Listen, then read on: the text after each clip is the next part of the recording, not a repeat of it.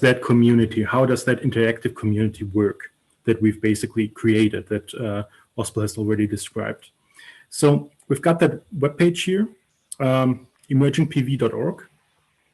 And basically on there, even if you're not logged in, you will have a certain amount of things to see. If I'm clicking here on data, you actually already see some plots. And these are basically the plots that are also in the paper. So the plots from the paper are brought in here, but there's a clue behind those plots that we have here, because they're interactive. So you can actually do quite a lot of things with them. First of all, you can basically zoom in, select a certain area. You also see already on hovering data points, you already see a bit more of information. You can actually start to filter. So I can just remove everything here. Wait, just a second. So you see that basically all the other data points disappear.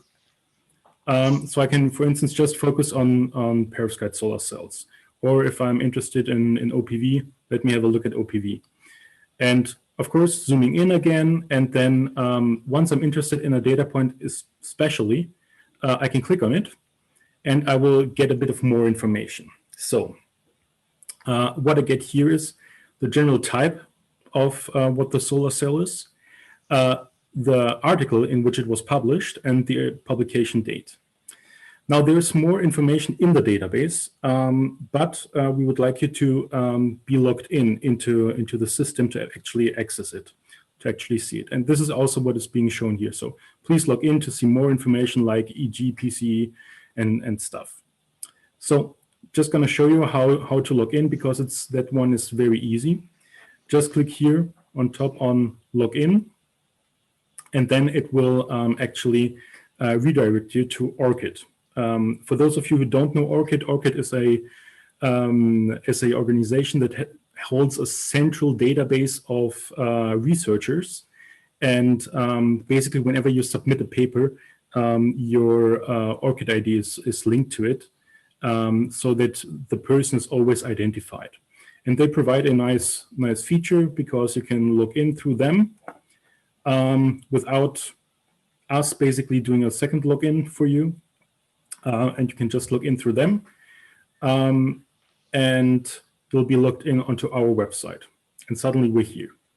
Now let's have another look at the data section, because this has now changed. If I'm now just opening up that one of the cells again, you see that there's more behind it. So now we've got information about the material, and we've got some initial values that are here. Plus, if that has been collected, we will tell you if it has been certified. We'll tell you if it's a flexible cell. We will tell you if there's transparency related, and if there's been a stability test with it.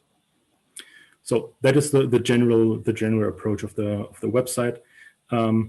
Once you're logged in, you will get to see that. We will at some point add some more features like searching and other things, but these more sophisticated features will be added only to users that also contribute to the database. So if you see an error, or if you find an issue, there's a link here. Just click on it, submit something, and we will be happy to correct anything. If you find something new, just go here and add it yourself. So you don't need to add only your own cells, but you can, if you want to, also add cells from somebody else, as long as it's published and as long as the data can be checked from us. So how does it work to add a cell? Just go here, submit a new cell, and it will ask you for some generic information. Now, because I'm a computer scientist and I'm not standing in the laboratory, I actually got the cell data from a colleague of mine, Jared. Thank you very much for giving me that. Actually, this is what I'm filling out right now. So I have just given it a random name, whatever. This is not being shown, so this is just for my own reference, that name. Then the DOI in which it was published. So this should be working, should be a working DOI, because we will look into that and we will check if it has been published there and what has been published in there, because we want to see that it has been peer reviewed. The publication date of the DOI, of that article, and then basically what kind of cell is it. And here it did a organic cell. So I'm just hitting save. And suddenly I have a larger form here. So you see here there are several parts of the form. Got the general part, performance parameters, materials and structure, JV measurement, EQE measurement, flexible PV cell, semi-transparent stability, and so on. And the page also indicates if the form is already, or the subform is already complete or not. So you have here an indicator, okay, this is sufficient. And you have here an indicator, okay, there needs something to be done. So let me just walk through that a bit further. So it will ask you for performance parameters. I'm just copying now what I've been told, 1.4. And already tells you the corresponding wavelength towards that, that band gap. Then I'm asked for the PCE. That was not a record cell, I can tell you. Then it's asking me for the VOC. That was 710. Then it's asking me for the JC 11.3 and for the fill factor, which was 43. And now already it tells me, okay, so just from that, that parameters, it calculated a PCE of 3.45. That is kind of in the range of 3.42. That is okay, we will accept it. But if I'm now going further and I'm using something higher, it will at some point tell me, okay, this is too much. There seems to be something wrong. And this is the basic concept of this page. So it will always try to give you an impression if your data fits to the mathematics, to the standards. So even though this does not add up, I will still be able to save it and submit it. And if you believe that that this data is really valid, just leave a comment here in the general section. Leave a comment here and describe why the PCE, for instance, is okay, even though the values don't add up. All right, going further, I actually have here a special thing for you regarding data. Oswald already told you that we would like to see the data files in order to basically find out if everything basically adds up. So I'm just going to upload a data file here that my colleague provided you, and this is simply provided me, and this is simply a comma-separated value file, and it will immediately plot what it shows, what it contains actually, so that you see what we will see out of that file. The same also, we've got the same for the EQE, for instance, where we also would plot the EQE. And you've seen that I've entered a band gap of 1.4. And you see here that that I have the wavelength here at somewhat 890 nanometers. And already now from the plot, you see that this will not add up. So the band gap value here with the value here does not add up.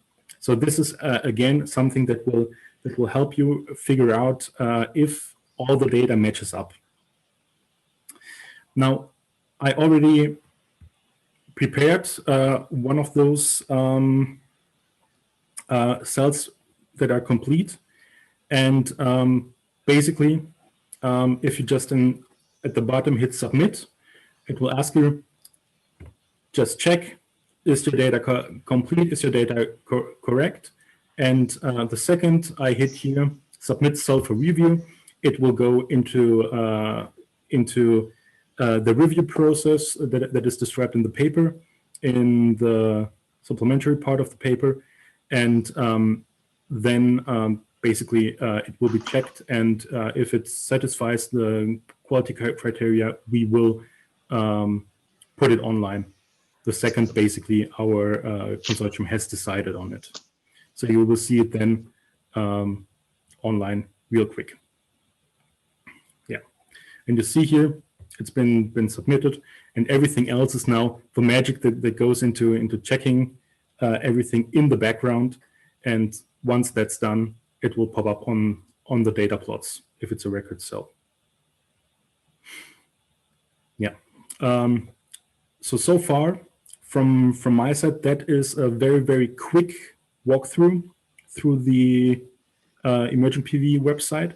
And again, we've put our email address everywhere in there. If you have an idea, if you have something that you would like to share with us, if you've got a collection of data that you would like to share that we can automatically import, let's go for it. Let's talk, and we'll be happy to basically put a joint effort into the community, so the community can actually make a use of this website and of this idea that we have here. All right. Thank you, Christian. Thank you for the live demonstration.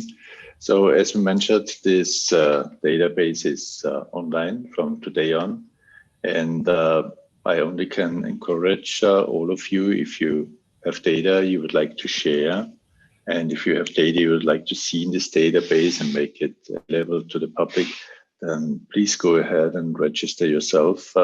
The amount of time you should spend should be actually very little.